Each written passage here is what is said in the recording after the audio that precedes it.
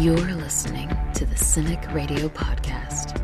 Now, your hosts, Igri and Cynic.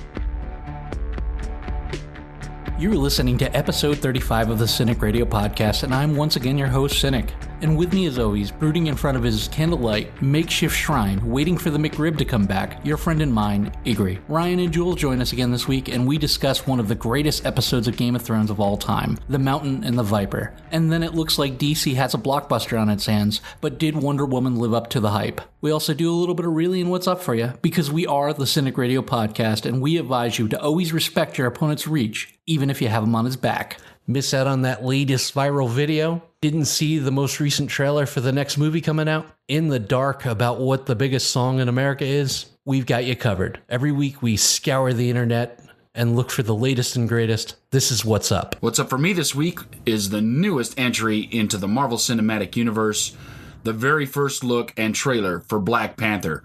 This first look is amazing, and it's got everybody in it. Chadwick Boseman as the Black Panther. Michael B. Jordan is there. Lupita Nyong'o is there. Martin Freeman, Angela Bassett, Forrest Whitaker. This movie looks to be epic. We got to look at Black Panther in the Civil War movie, Captain America, and now where he's going to get his own standalone film. The trailer's available right now on IMDb and YouTube. Go check it out.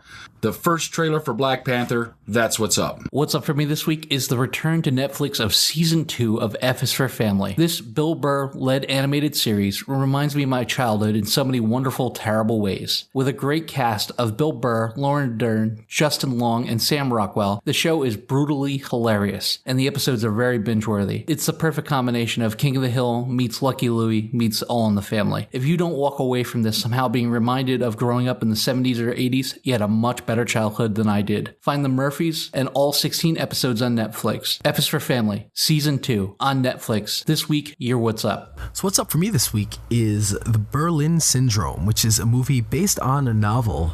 It takes place in Berlin.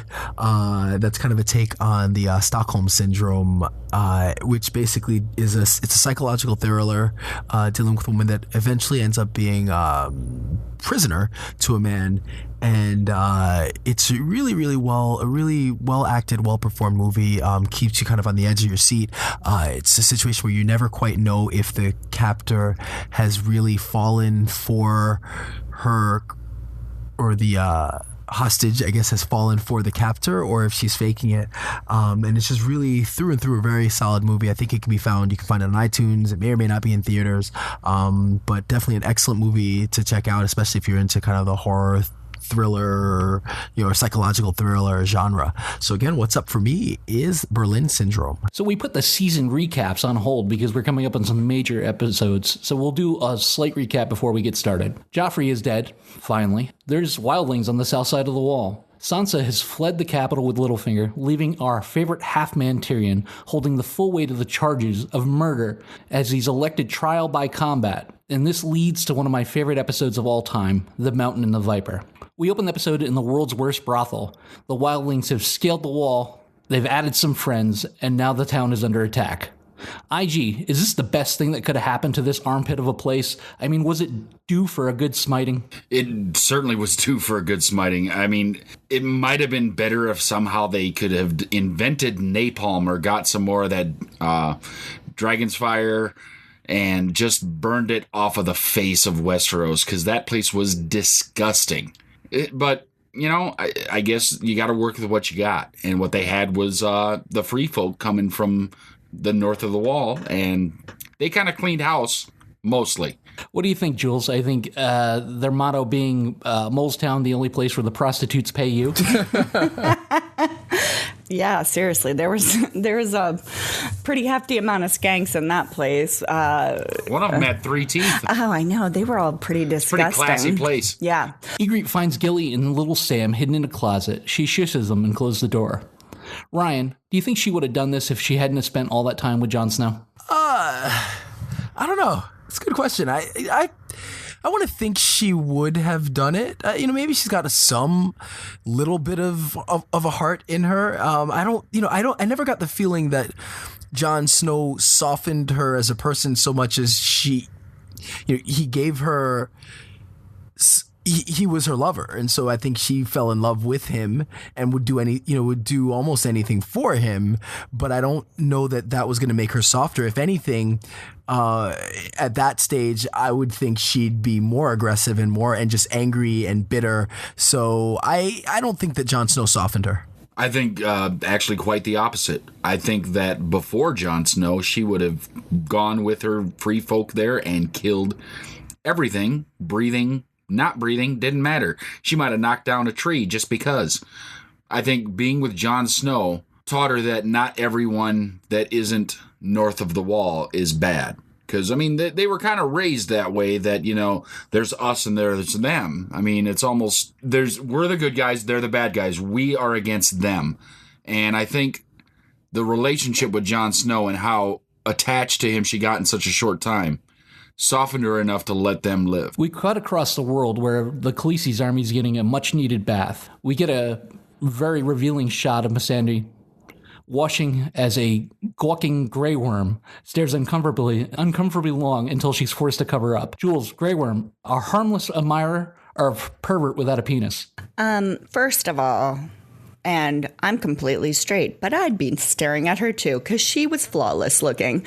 So you can't really hate on Grey Worm for that. I think he definitely was not any sort of pervert. I think he was just lingering, and it is interesting. It's like how somebody in Grey Worm's position, how their heart works. I mean, can they be aroused in a way that a regular man can? I think he was just harmlessly admiring her. I don't think he was any sort of perverted sick thing. He seems to be a very genuine person dealing with feelings that he's never dealt with before. Well, I don't know if it was harmless, because here's the thing. I mean, we never did get the answer, because right after this, Missandei and Daenerys were talking about when they're cut, did they take everything or did they leave something? Because, I mean, just because they might have castrated him doesn't mean he doesn't still get feelings. I mean, he's still a man.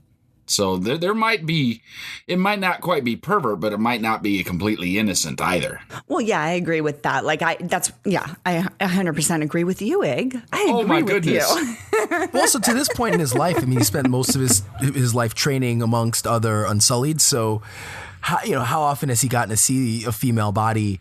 We don't know. That might be the first time that he's seen maybe that's the first time, in which case, maybe it's not perverted. It's just like he's just like almost like a wide-eyed child, like seeing his first woman. So I definitely never got the pervy vibe off of it. He just was staring too long, but I don't think it was perverted. Not that he wasn't aroused on some level, but I didn't get like the pervy Grey Worm in that moment. Well, he obviously doesn't know the rule that you treat breasts like the sun. You peek, you never stare, and you look away before you get caught. That awkward moment when you run into a person you inadvertently saw naked, Grey Worm apologizes for being Sir Peeps a lot. IG, have you ever had a similar conversation with someone that you accidentally saw naked or possibly seen you? Oh, I'm sure, because I have been known to just be naked at somewhat inappropriate times in my past life. Like the park? Missandei apologizes to Grey Worm for his treatment by the Masters, which includes castration, but he lays it out for her. All these things had to happen to bring him here. Ryan, what does it say about him that he has pride for who he is, rather than disappointment over who he could have became? That was just one of the best lines ever. Like, if you think about that, if you're attracted to somebody and you're going for like what's a good line to use? Like, that's a great line. How can he was castrated, yet he'll take the castration and all the torture and slavery for her, or like to have met her? Like, that's just the best line ever. So I actually didn't think about it that deep, except like, that was pretty slick. His pimp hand was strong, I think. There, he had some swagger. Grey Worm's got game. I don't think they taught him that at Unsullied school, but he's definitely pretty solid. We stop by to see everyone's favorite psychopath. Ramsay Don't Call Me Snow is playing dress up with his favorite toy, Reek. He wants him to bring him Moat Cailin by having the Ironborn inside surrender. Jules, does it surprise you that he does just that? I mean, wouldn't you, as soon as you get out of Ramsay's sight, just kind of end the madness or try to make a break for it? Well, you would think, but I mean, how many of us have ever been broken like Theon before? And I think that he just has the fear. The fear has just been instilled in him that if he were to make a break for it, get caught, what could happen to him? He has been brainwashed by Ramsay thoroughly. And I mean, he can only do what he can do at this point because he doesn't know any different in his own mind. I can only imagine what his mind is going through. Once Reek's dirty deed is done and the Ironborn give up, Ramsay has the surrendering soldiers filleted and murdered because that's the Bolton way. IG, does the psychopathic brutality of Ramsay Bolton make Joffrey look like a well-mannered civil servant? That might be a short way of saying it, and it might even be short of the actual truth, because Bolton, Mr. Ramsay, Mr. Don't Call Me Snow, has got a dark side for sure, and he does not hide it. Not at all. He absolutely lives joyfully in that dark side. Jules, do you think they could have cast the character any better? I mean, just that devious look constantly in his eyes without any effort. It doesn't even seem like the guy's acting, right? Not at all. And it's like his voice, every time I hear his voice, it just makes my skin crawl. I don't know what it is about the way he speaks. It's just, he just gives me the creeps. I mean, when somebody can embody a character like that, and I've never rooted for him, but certainly, I mean, when Joffrey came on the screen, I don't know, I just wanted to punch him out. But I was always intrigued when Ramsay came on the screen. I really enjoyed, I don't know how to pronounce his name, but I really enjoyed his acting. He was amazing. Yeah, and it's true because the way he plays the character, his voice, his mannerisms, his facial expressions, if you look at just the way the character's written, he's basically written like evil psychopath for the sake of being evil. But it's really the way that he portrays him that gives him this character and makes you despise him. But he kind of, you're glued to the screen while he's doing it, because it could, in the hands of like a less capable actor, it's just like, oh God, and again, he's just torturing him. This is boring, like, let's get past it. But he's such a compelling kind of character, that an actor, that he takes what is kind of like a one note, evil villain and really makes him shine. Well, it's the monotone, even delivery. And then there's almost like a mocking sincerity behind everything that he says, like almost like, I hate to do this to you, but, it has to be done, and I'm the one that has to do it. Littlefinger is under inquisition for the supposed suicide of Eliza Arryn, and it's up to Sansa to confirm his story. She reveals her identity and weaves a better lie than Littlefinger was selling.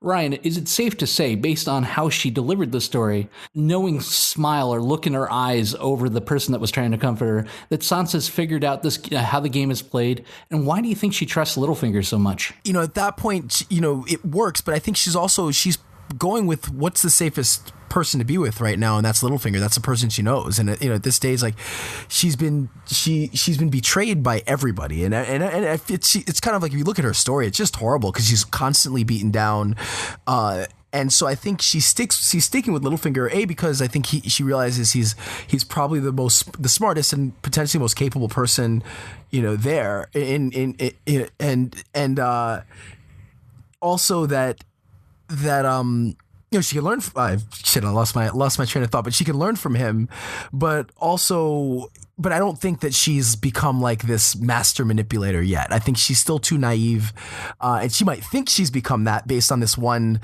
successful moment, but I think she still has a lot of learning to do, and it makes sense to learn from the best. Sir Barristan gets a hold of Jorah's pardon, which oddly has the stamp of the Hand of the King on it, signed by Robert Baratheon, and it outs him for spying on Daenerys. Jules, do you think this was an attempt to divide Daenerys' forces, or screw over Jorah, or since it's been years since that pardon was given, is the mail just that freaking terrible in that part of the world? Well, it could be. It is pretty much as snail mail can be.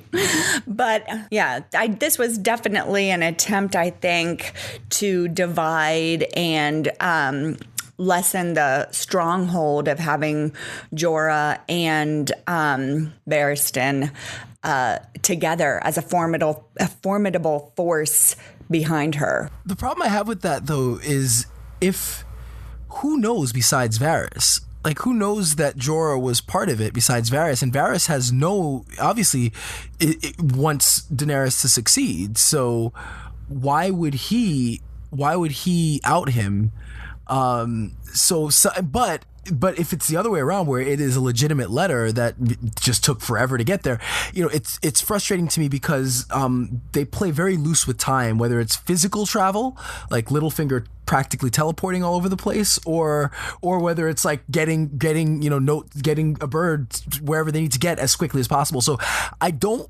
Either one is not satisfactory to me, unless I'm just forgetting that there's somebody else who knew that Jorah was the kind of spy from the beginning. I think this might have been a thing where the pardon was written but wasn't sent, and like Tywin residing in the Hand's quarters comes upon it. Oh, okay, makes sense. Okay, that's good. Yeah, and then finds leverage because they all obviously know that Daenerys exists. Right. And they're probably getting news that all this stuff is happening, and they probably know that Jorah is there and helped take this newest city and sent it now. Let's throw a wrench into their system and see what happens. That's what my thought was. Because on it, that makes sense. Yeah. That the pardon never got sent. Like, he sent his news back, but the pardon never got sent because Robert died. And then Ned died. So sending that paperwork off, and Ned wouldn't have pardoned him anyway. So once Robert died, Ned would have just blown that up, but Ned didn't live much longer. And they had said in one of the small council meetings, Varys told all of them, Jorah is there with... He did? Yes. Oh, okay. Oh, then I'm wrong. Okay, then I take that back. It's a Bolton family road trip. Ramsay becomes Ramsay Bolton with one piece of paper. He went from bastard to heir of Warden of the North. IG, surely a moment like this should inspire unadulterated loyalty from Ramsay to his father for years, right? Oh. I guess, if anyone would think that, you haven't been watching this show, because I'm not sure that Ramsay is ever going to be loyal to anyone but Ramsay. I mean, maybe. If Dad had also given him a cake with that, maybe. Balloons. Maybe it's like, you gave me a piece of paper, that's nice, but I don't get a gift and some cake and a picture together. Something. Maybe a banner that says "Welcome to the family" and some Sorry, hats. it took 20 years. A great scene with Arya and the Hound as they approach the Vale, talking about Joffrey's death and how Arya would have loved to be there to see the look in his eyes.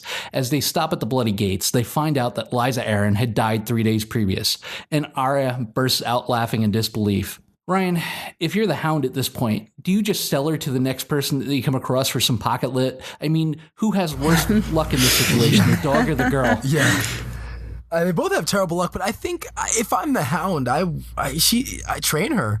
Like, what else does he have going on? Mm-hmm. Like, he's got a budding little psychopath who has an affinity for swordplay and is obviously intelligent, and you can tell that he cares for her. Like, if I'm the Hound, like, all right, well, looks like you got nowhere to go, I got nowhere to go, so I'll train you and that be that. So I would think that would be it, rather than selling her. Like, what's he going to get for selling her? So that would be my thought. But I guess we'll wait and see what he does. In all truth, when I first watched that episode way back when it came out, I was laughing right alongside Arya, because it's not even almost, it's comical that she gets to, like, breathing distance from relatives so many times, and it's like, nope, that one's dead. Shit! Come on, man! All right, but say we play this out. Say they get to the Vale and Lysa's still alive and kind of mentally healthy. Do you think the Hound stays with Arya? Once he drops her off, do you think he stays for a while and makes sure she's okay? Or do you think he just takes the money and bolts? Yeah, I think he bolts.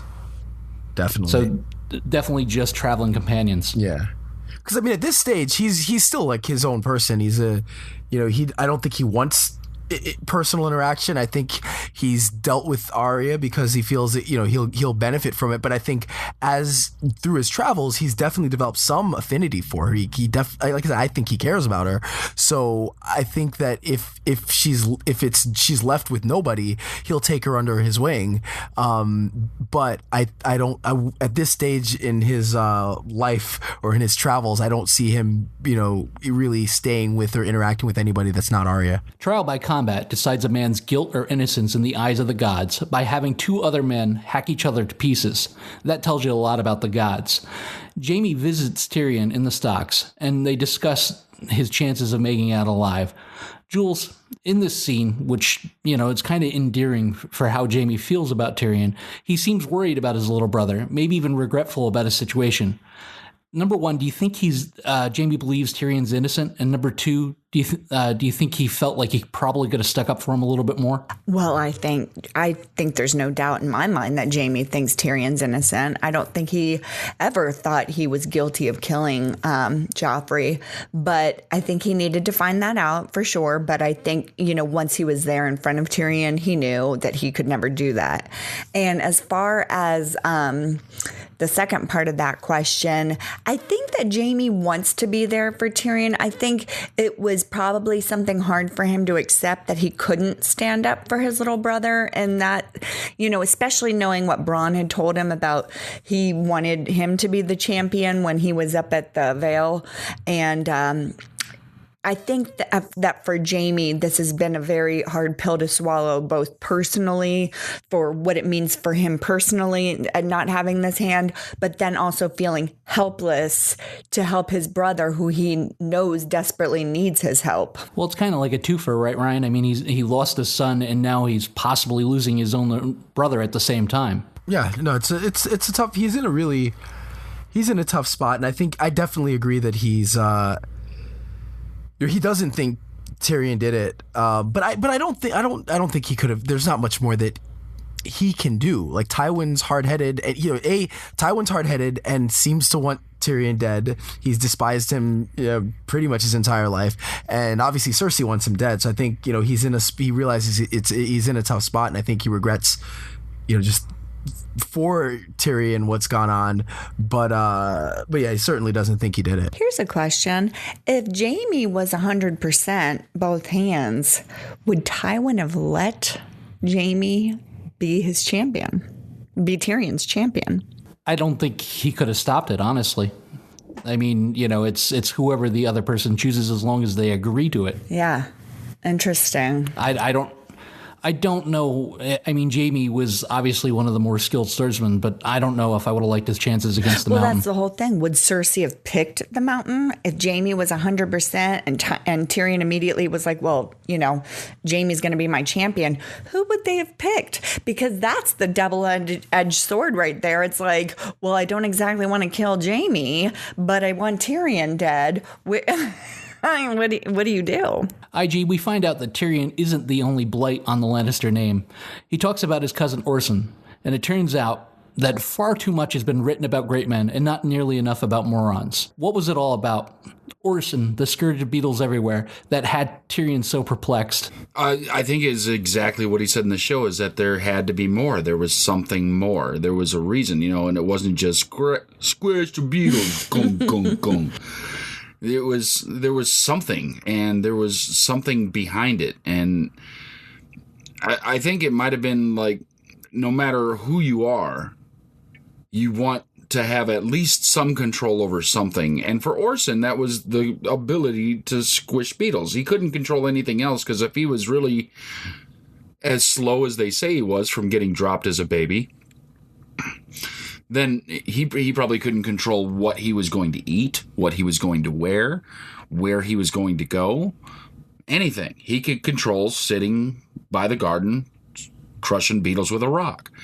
And I think that speaks to kind of everyone in this show, where they all want to do something. They all want to control something. They all want to attain something. And some of the goals are lesser for different people, but everyone wants to get somewhere. Everyone wants a level of control that they're not getting. And I think that's what Tyrion might have been talking about is all he was trying to do was put the Lannisters and King's Landing and the throne in a better place, and now all this shit has happened. Out of his control, he had nothing to do with any of it, and here he is being punished like Orson was probably punished quite regularly for crushing beetles. Ryan, do you think the rock kind of represented life and Tyrion felt like a beetle? Yeah, I think there are so many interpretations. Some that I remember reading a few, especially when the episode came out. I think on one hand, it's kind of like it's just the way the world is. We always want a reason or a story or an explanation, and there's not always an explanation. So I think in that respect, like, you see something, and it's like a human reaction to want to know why. We want to know why someone, you see somebody commit some awful killing or some awful act, and we immediately want to know why did they do it. And sometimes just why doesn't exist, like just stuff happens. That's the world, then my favorite for this was it was kind of a meta thing, kind of directed at George R.R. Martin, that he'll just kill his characters for no reason. So I like that explanation of it, of what the whole story was. It was more meta, but otherwise I really do. I think a lot of the stories just like that's the way the world is, and especially the way that these stories are told. It's not, every season in every book, it's not what the normal storytelling things don't happen. What you normally expect, the normal progression just doesn't happen, and you realize like this, you can't predict anything. It's unpredictable, and that's life, and the world's unpredictable. So I think I tend to think that the story is more like, there's not always a reason for things. Things just happen. That's it. A lot of people suffer from that they are perplexed on the things that are unexplainable in life. Even the little trivial things, they get fixated on because there really is no answer. There's no right, there's no wrong, there's no up, there's no down. It just is. And I think that kind of represented Tyrion's situation to him. Like, there's nothing he could have done differently that he wouldn't have ended up under this rock. That, he was on this path, and no matter how he diverted, he was going to end up right here. So the bell tolls, and it's time. We open the fight with a lot of flash from Prince Oberyn, and he also confesses that this was in his plans all along, to find the mountain and finally hear his confession. Based on the opening visuals and the size difference, the choice of weapon, the choice of armor, did you think the Red Viper had a chance? I guess the way that they built the mountain, you'd be crazy to think that, because it's kind of, they've definitely built this David versus Goliath thing. But I'm thinking, like, if you're looking at like a real, like an MMA fight or a situation where you've got a massive, huge person against a smaller person, then what the strategy's got to be, stick and move, don't get hit basically, or don't take any damaging shots, and tire the big guy out. And then once you tire him out, you can start to punish him. But that was like, that's to me is like just thinking as a strategy or strategically, like that's how you got to fight somebody like that. So I think from a storytelling standpoint, we hadn't seen Oberyn really in action to know what he was capable of, but he had a great reputation, and I thought he knew something. When he offered it, he knew something that we didn't know. It wasn't just about revenge. Like, I think he was, he wasn't just some crazy, it wasn't like Littlefinger challenging was it Brendan Stark, or Brandon Stark, Ned's brother, right? Brandon Stark. So it wasn't like that where it was like just dumb and he could have been killed in a second. Like, there was something there, and he knew he had some kind of an advantage, and obviously at least for some part of it, he was proven right. You don't get a name like the Red Viper of Dorne without being deadly, right? You raped her, you murdered her, you killed her children. Said repeatedly. IG, what were your thoughts on the fight? It was amazing. It was a really well choreographed fight. And the Red Viper certainly did not seem like he was not up to the task. He seemed like he was a formidable opponent and was quite simply owning the Mountain Net for most of it. He was on par. He was moving around him, and the Mountain couldn't keep up. He couldn't keep him in his sights. He got a couple of licks in, but nothing real damaging, nothing Oberyn couldn't get away from. And I mean, the flash and the move and the spear work was unparalleled in this world. It was really fun to watch. It really was. And like after all these years of the Viper having all this like built up anger and frustration and just plotting and planning this moment, the adrenaline that would be going through him. I mean, can you even imagine how that, I mean, it would just be pouring out of his pores. I mean, this was an amazing moment for him. Ryan, your thoughts on the episode and your rating? Yeah, I think it's one of the best Game of Thrones episodes of all time. It was just, there was, it's funny you mentioned that earlier, that there's a lot, obviously there was a build up to this battle, but there was a lot going on just throughout the entire episode. Stuff with Ramsay, stuff with the wildlings, with Daenerys. Like, there was so much to unpack in this episode that, looking back on it, you think you remember it for the battle, but there was a lot going on, and then the battle itself delivered. It was just a great, really well choreographed. It portrayed a great like David versus Goliath situation. There's no way the Red Viper can win. Then, oh my God, there's no way the Mountain's gonna win. He's dead. And then it's like, oh my God, well, the Red Viper, hubris and kind of naivete about the situation in that match led to him, his face being smashed, and then the visuals so there's one part. The best like effect there was when the Mountain punches him and his teeth fall out. And just the sound, I don't know how they got the sound, whether it was like they poured chiclets on the floor or what, but that little detail shows how great of a show it is. Like, no other show would do that. But the little detail of the sound of his teeth hitting the floor like turned my stomach before I even saw the face. And in fact, like that sound is worse to me than the sight of his smashed in face. So, I think everything about that battle was amazing. And, again, one of those situations where, I talked before about, a scene in the books that didn't turn out as well as I wanted it to in the show. But this was one that it was better on the show than it was on the page. So my overall rating, it's got to be a 9 as far as an episode for me. It's still not up there with, a couple of the 9.5s and 10s, but it's definitely up there, and I would easily give it a 9. On a good day I might give it a 9.5. Yeah, I really enjoyed this episode too. My heart broke for a couple times during this episode. My heart broke for Jorah, because we know how much he loves Daenerys, and to see him have to, ride off into the sunset like that was heartbreaking to see. And also watching Tyrion in that moment when it was like, oh man, this, because he was so excited. It looked like it was going to go his way. And then it was like, okay, that was epically failing there. So that broke my heart too, because then it was like, where is this going to go now? Now what's going to happen? So I really enjoyed this episode. I would give it like an 8.8, definitely. I have other episodes in this season that are at the top of my list, but this was definitely top 3. The gods have made their will known. Tyrion Lannister, in the name of King Tommen of House Baratheon, first of his name, you are hereby sentenced to death. Game of Thrones has a way of just giving you enough hope to keep you going. The heroes they allow you to root for come and go, and sometimes in a span of mere episodes, while the villains last for seasons. The Mountain was able to snatch victory from the crushing head of defeat. The Red Viper will go down as one of my favorite characters, and that had a lot to do with the amazing acting of Pedro Pascal. In the end, he got his confession, but at what cost?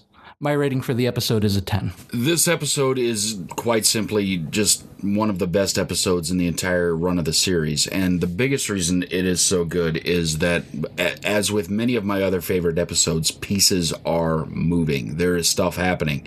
Some are gaining ground, some are losing ground, but things are happening, and they're happening all over Westeros.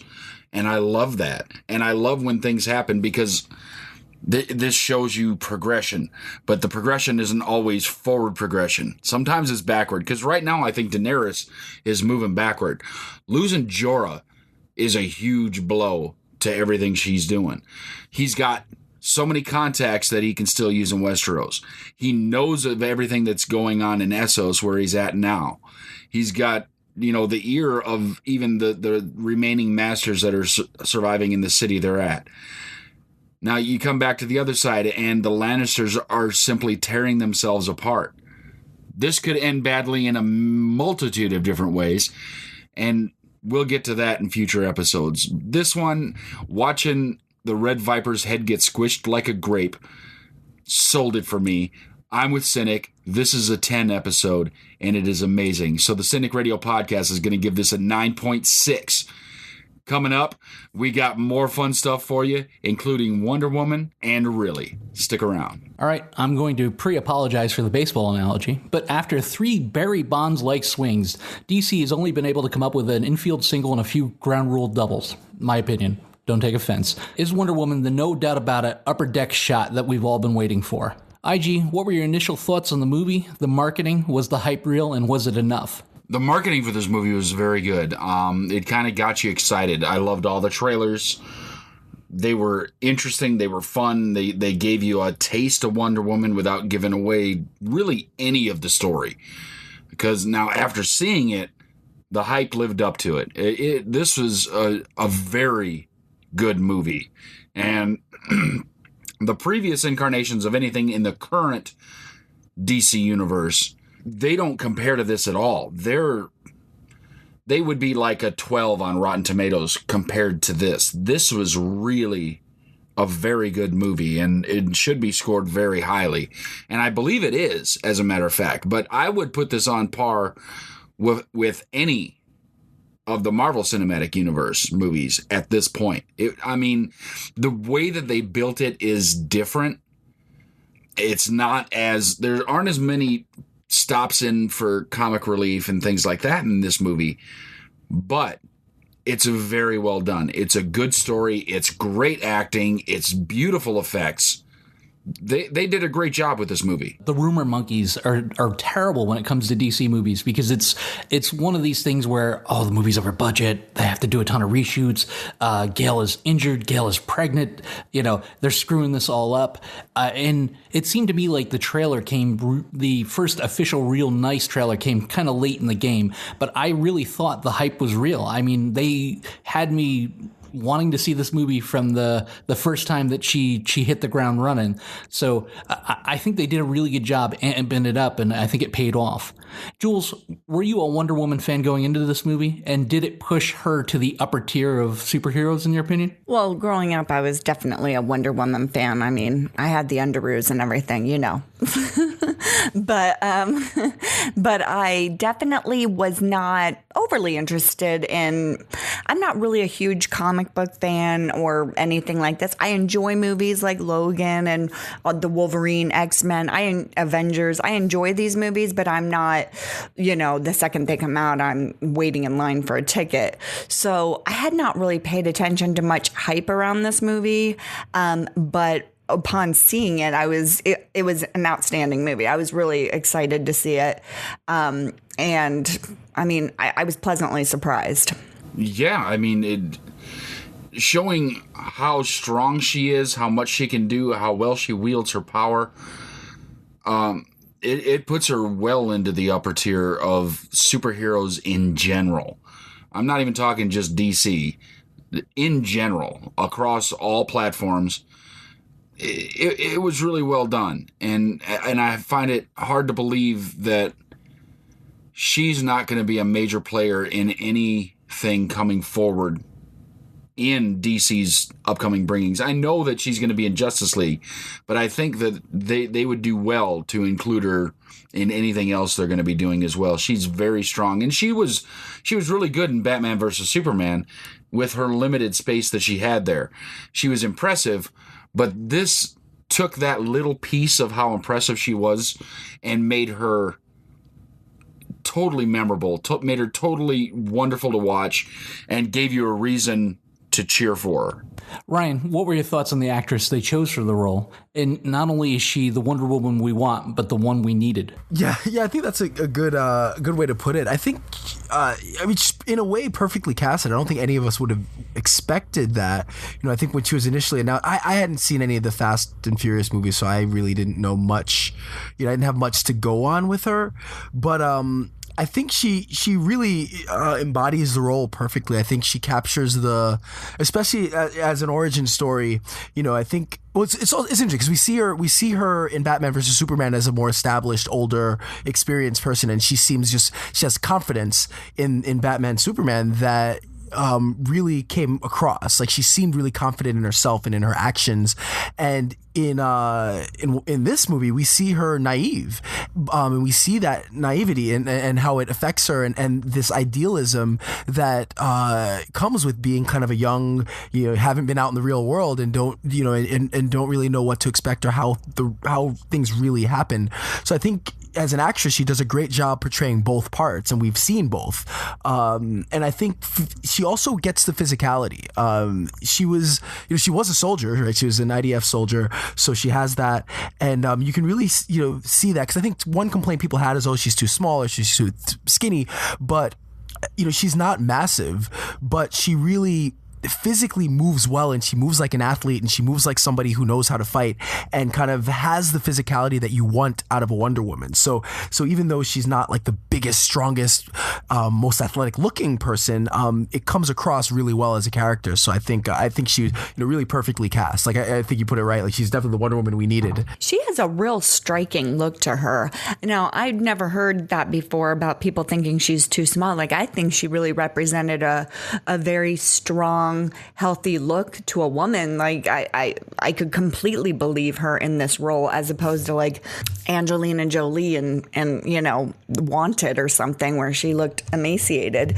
It feels very much like she belonged in this role, and she commanded the screen every time she was on. She was, you couldn't take your eyes off of her. She was pretty amazing. IG, would you rather have a character introduced via a standalone film or a group effort like they did with Black Panther and Wonder Woman?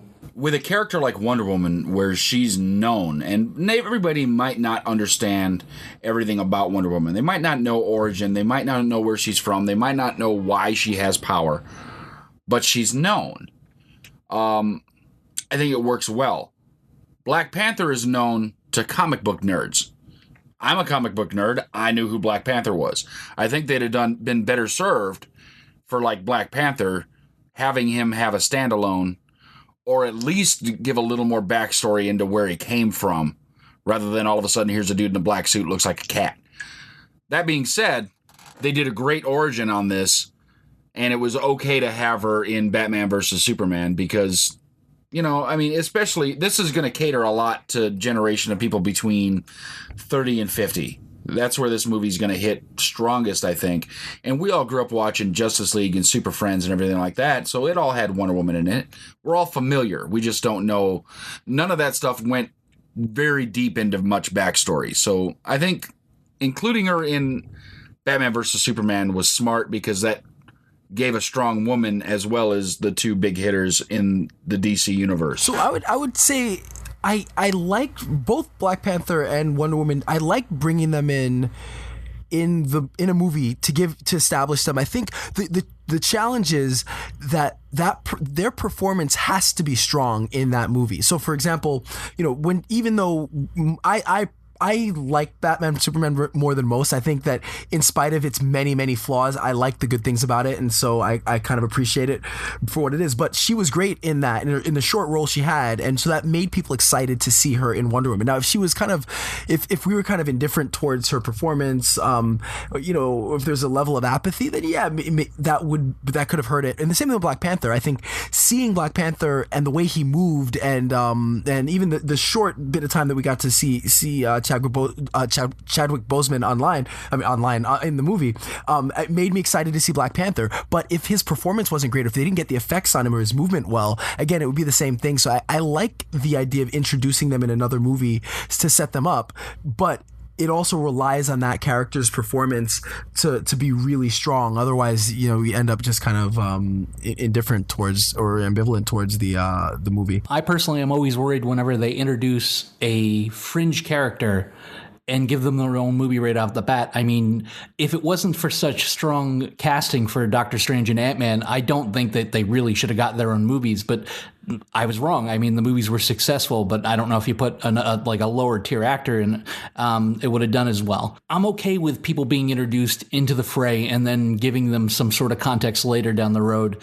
I like the fact that we got to know Black Panther, because it just made me more excited for the movie, rather than, well, he's a comic book character, I really don't know about him, but maybe I'll go see it based on the strength of the preview, or whatever the Rotten Tomatoes score is, or whatever. I personally prefer to see them in a group film first and then get a standalone film if I think they're like a kind of like a side view character. Ryan, what was your feeling on the setting of the Wonder Woman film? People were critical of it being very similar to the first Captain America movie. You know, I get the similarities to an extent, but it really, I didn't get that feeling. I understand it logically. It's similar setting, similar story, similar kind of main plot points, but it had like kind of three very distinct acts that played completely different from anything in Captain America, really. So, it did play like an origin story to an extent, but I really loved how it really separated into three distinct parts that all in their own way were really strong. Until I have some issues with the third act, but yeah, I don't agree with the comparisons, and it did enough to distance itself visually and thematically that I didn't really come away with it thinking, wow, this was just like Captain America, all over again. What I think is that the connection between it and Captain America helps strengthen it. Now Captain America was World War II. This would be World War I. So they're obviously not the exact same thing. But there's some similarities that help make it comfortable for movies that have already been very successful. And we all know that when you get into something where it's entertaining and comfortable, that makes you like it more. And then you're going to recommend it to your friends, and word of mouth spreads, and then this movie does $100 million on its opening weekend. It did great, and I'm so proud that it did, but I think some of that comes on the back of how it performed similarly to the Captain America, the First Avenger. There were enough similarities, especially in wherever the theater was. So when they were in the war itself, that's where the similarities arose.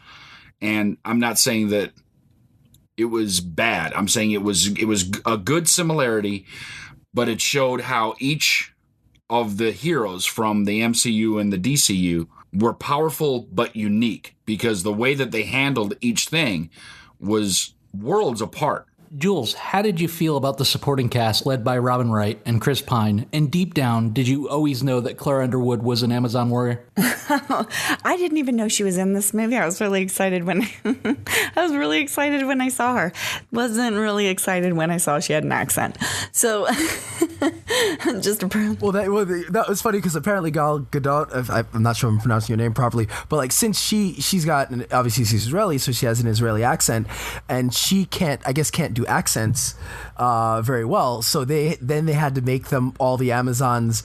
They basically all their accent is an Israeli accent in order to accommodate her. So I think that's the very straightforward kind of logical reason. Which I liked, actually. I really did like that. You liked Claire Underwood's accent? Yes. That's fine. I don't know. It just bothered me for whatever reason. But I did really love Chris Pine in this movie. I get my Chris's confused. He was amazing. I think that he is getting better and better in each role I see him in. I really did like him in Star Treks, though, too. I think he did amazing in those. But I think that he is a pretty intriguing actor to watch. The guy that played the villain in this, I was a little bit like, I thought the whole time I was watching it, he was the villain in Captain America. I was like, really? They picked the same person? But then I realized he was the villain in X-Men Stryker. So I thought he was a little hokey at times. I wasn't 100% behind his acting, and I wasn't 100% behind the woman with the face. IG, did the action sequences and visual effects hit the mark? They did amazing jobs, especially how they showed Wonder Woman moving with her tools, with her sword, with her shield, and with her lasso. The things she was doing with her lasso as she was moving through fights was quite simply amazing. I mean, to whoever envisioned and drew up the choreography to make those things happen, where she might be spinning one way and whipping the lasso the other and making things work, it was visually impressive, and it, more importantly, believable that somebody like this, with this kind of power imbued by the gods, could make these things happen. It was believable. I could get behind it. It didn't seem like, some of the stuff that Superman just all of a sudden he can see through stuff and he can shoot laser beams out of his eyes and all this stuff. It's like, it's a little much. Wonder Woman is a very believable character in some of the things that she can do. Really? I was with you until her lightning bolt power. That one was a little far, but I'm saying that the fights themselves. Yeah. Especially earlier in the movie, like when she's moving through that town, clearing out German soldiers, jumping through windows and things like that. When I'm to believe that these women are imbued from power from Zeus and things like that I can totally believe because she's not, like the Man of Steel, where, it's because you're from somewhere else and the sun imbues you with power that you're superhuman, but you're not immortal kind of thing. Like you still need to protect yourself. That, to me, how she fought through these things and did everything was believable in that aspect. No, I don't think any average person could train and actually go flying through windows and whipping ropes around and stuff like that. But the physics for somebody with this kind of strength seemed right. It seemed like it would work properly.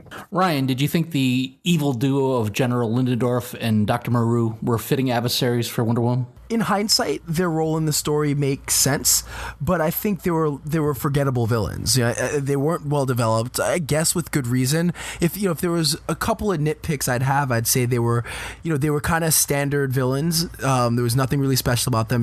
There was no, kind of interest or intrigue or real pathos. There's just kind of, and even Dr. Poison, like, there was something there, obviously, but we never got anything into her backstory. So it's just they were just kind of blah. And then there's a reveal that neither of them is Ares, and he was even underdeveloped. Like we could have, that it felt like one of those scenes where it was supposed to shock us, but we had really no connection with him as a character beyond being a side character who was there for 10 seconds. So I felt like, if anything, and also some of the villain's dialogue was just bad. It was terrible. It was like hokey. Cartoon, hokey, terrible. So if it was there any criticism, I think the villains were a bit of a letdown, but it's an origin story. Quite often we get kind of throwaway villains for the first story anyway. So but it's Ares, so it should have been more commanding and more powerful. But I'm willing to accept it for all the other good that is in the movie. Okay, IG, I know we discussed this on the phone, but the floor is yours. Was the inclusion of Ares necessary? All right. So here's my thought on this. I think if they would have left it with just the two that we just talked about, that would have made this a stronger movie. I think jumping right into Ares and having that big fight, I think that is my biggest problem with this movie. Going right into now you have to fight an honest to goodness God. It ruined it, because where can you go? Where can you go up from this? If you've defeated a god, what else is there to fight that really poses a threat to you? I think it would have been stronger. Like, they could have made everything else happen, because I think it revealed some love and humanity in Wonder Woman, feeling how Chris Pine's character died. That could have been done without Ares. There was so many things, like she could have just felt that, I think this is Ares, and when she ended up killing the first guy and the bad men are still doing stuff, that could have been the realization to her that maybe Ares is a story that was told to little girls, that why there are no men here. And that would have made for a stronger movie.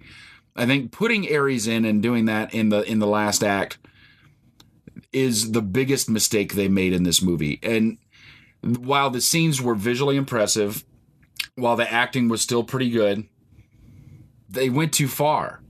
And this is the one thing that ruined this movie for me. Now, I'm still going to give the movie a high score because the rest of the movie deserves it. But I could watch this movie right up until that point when Ares reveals himself and shut it off at that point, and it would almost get a 10 from me. So I'm going to disagree.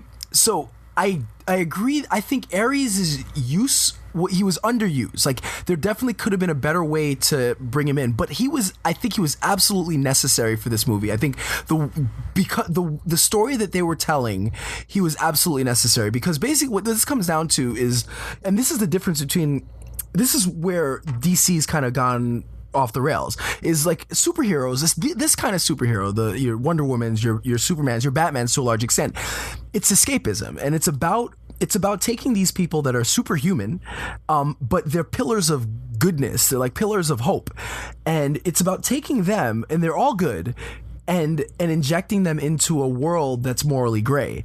And so where DC messed up is that they were making these characters, and most of these the DC, the Justice League characters, they're not morally gray characters. They weren't designed that way.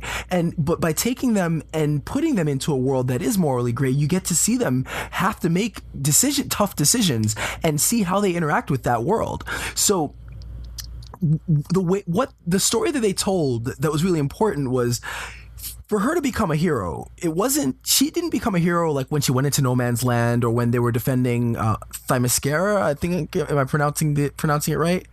It wasn't even when she fought Ares. It's once she realized that killing Ares wasn't going to magically make humans good, that Ares wasn't the reason for evil in the world, she became a hero when she decides, well, they're still worth fighting for. I'm still going to fight for them. And that was the story they tried to tell. They didn't do it successfully because they didn't build Ares enough. But I think he was necessary because that's what makes her a hero, is that she's going to fight for the people, even though they're not perfect. They're not good. They are morally gray. So I think that he was necessary for the story they were trying to tell. They just didn't utilize him properly. IG, where does Wonder Woman land in the vast landscape of superhero origin films? Origin films, this is easily number one.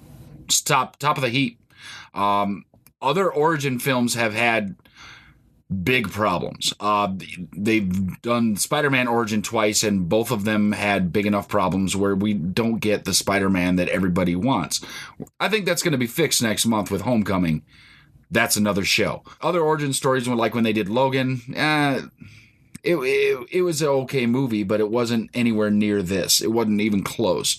So you're saying top of the heap. So as far as origin, it doesn't get any better than Wonder Woman. All right, Ryan, your rating and thoughts on the movie. It had a few kind of masters to serve, for lack of a better word.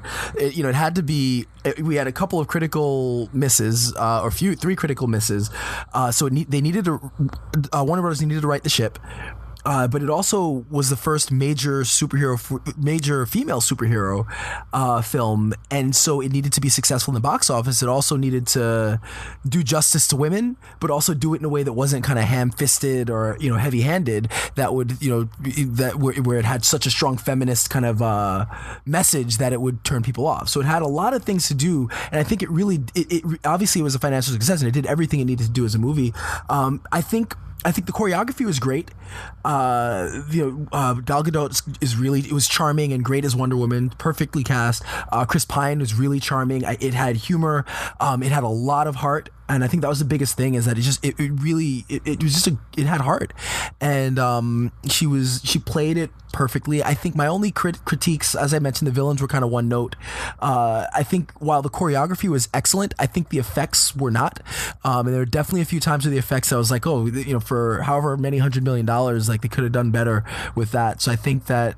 That brought it down a little bit for me. I think the overall score, I'd say easily an 8.5, maybe a 9. Because it was just great. It was a great origin story, and I'm really looking forward to, now that they've got the origin story out of the way, I'm really looking forward to where they go with this character. The thing that I really liked about this movie, I had a conversation with my son about how it was going to do before it actually came out, and he was like, "That movie's going to bomb because." It's a woman leading it, and it's never going to be as successful as Spider-Man, Batman, or any of these other. I respectfully disagreed with him, and I was happy to send a screenshot to him, letting him know how it had broken records. So to me, I was excited to see that a woman can carry a movie like this, break records, and it was, well received by the general public. So to me, it was a great movie to watch. It was fun to sit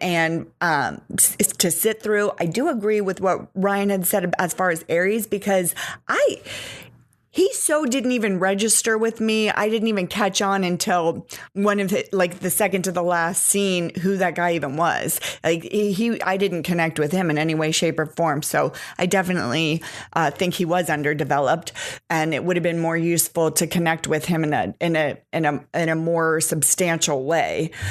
So I do take issue with that, and I did take issue with some of the hokiness as far as the villains go and their dialogue. That kind of bothered me, but in general, I would go ahead and give this movie an 8.5. For me, Wonder Woman was DC's best effort to date, and the fact that it was a strong female character in the lead couldn't have made me happier. I've been a superhero junkie my whole life, but for the first 20 or so years, I didn't understand the importance of a diversified superhero roster. Whether it be race or gender, they were all just superheroes to me. But I also didn't grasp the concept that Batman and Spider-Man were white guys, just like I was. But with age comes wisdom, and we all should have heroes to look up to and admire, and that we identify with, and that represent us. And I not only embrace this idea, I can't wait for more of it. The movie is far from flawless. It had its share of issues, but when it was right, it was near perfect as any superhero movie has been. And when it missed the mark, it was negligible. I give it a solid 8.5 and hope for many Wonder Woman sequels to come. I'm going to agree with every one of you and give this an 8.5 myself. This movie was very good. It was a lot of fun to watch. It was not only a good popcorn movie, but it was a good popcorn movie with strong female acting all the way through. Even Chris Pine's assistant was a strong female actress in this movie, and I loved it. You know, despite all the hokey acting out of the bad guys, despite some of the suspension of disbelief, which you gotta have when you're watching a superhero movie, because nobody can do any of this shit. That's fine. This is a lot of fun, and I'm not gonna say it's the best DC movie, because The Dark Knight still holds that place in my heart, but this is easily number 2. And so there you go, Cynic Radio Podcast, Wonder Woman, in theaters now. Get out and see it, 8.5. You're going to love this movie. Bring the kids, because they're going to love it too, boys and girls alike. Right now, here comes Really. So now, ladies and gentlemen, boys and girls, children of all ages, it's time for Really. I'd explain it. Just listen. You'll get it. My Really this week goes out to PHL's former employee, 28-year-old internet sensation Colleen Campbell, who recently was removed from Helium Comedy Club in Philly for being disruptive. And when she refused to leave, the cops were called, and as she was being detained on her way to being arrested, she unleashed a monologue of profanity against the officer that would make Chris Rock blush, the cop who was extremely restrained and should be applauded, because, I mean, frankly, I've seen people get pepper sprayed and tased in New York City for less. But the kicker of it all was, being fully aware that she was being recorded, Miss Campbell decides to give a shout out to her job and outs herself as a local reporter. Well, so fired. She has since claimed someone slipped something in her drink. Kids, unless you just saved a kitten from a tree or a school bus full of children, if you're the potential subject of a viral video, don't yell out where you work or your job title. It just proves once again there are no do-overs on the internet. So Ms. Campbell, really? So my Really for the week are some of the stupid internet controversies, I guess, surrounding Wonder Woman, which we just talked about and gave mostly glowing reviews. So you had some people claiming that Wonder Woman's not American enough, which is weird because she's not from America. You had people upset about a Wonder Woman screening, a women's only screening of Wonder Woman, which again is just silly. Like, whatever, it's a women's only screening. It's not like the entire movie is only for women. Why get upset about that? And then you have other people upset that since Gal Gadot is Israeli and was in the IDF, that somehow she should not be representing Wonder Woman, who is a champion for all people. And again, it's silly. She's an actress. Let her act, and she does a great job. So, it's just kind of, we get bogged down in all these silly controversies sometimes when it doesn't make sense. It's a movie. Go out, enjoy the movie. It's a really good movie. Nobody connected with it does anything so morally abhorrent that we shouldn't go see the movie. So enjoy it and stop creating controversies out of nothing. So for all the people creating controversies out of nothing, really? Really for me this week goes out to 22-year-old Travis Wagner. In Lancaster County, Pennsylvania, this 22-year-old man has admitted to having sex up to 3 times with a miniature horse. The horse's owner told police that someone had been trespassing on his property late at night and had entered his barn, in which is home to the miniature horse and some cattle. Said the trespasser was driving a Dodge pickup truck and got some information that led the police to Travis Wagner. Mr. Wagner, I don't know where to begin. There has to be other possibilities besides breaking into somebody's farm and having sex with their miniature horse. So, if you happen to be in Lancaster County, Pennsylvania, and you see a miniature horse out in the field, that's not for your pleasure. It is somebody's prized possession. Travis Wagner.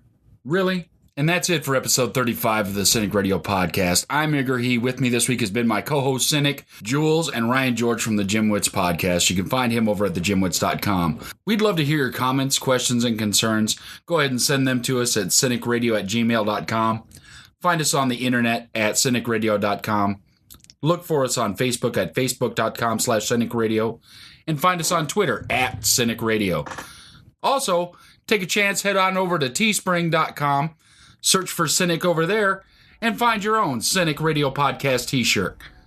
You can fit in with the cool kids just like us. And until next time, don't get captured. Follow the podcast on Twitter, Facebook, and at cynicradio.com. Available for download on iTunes.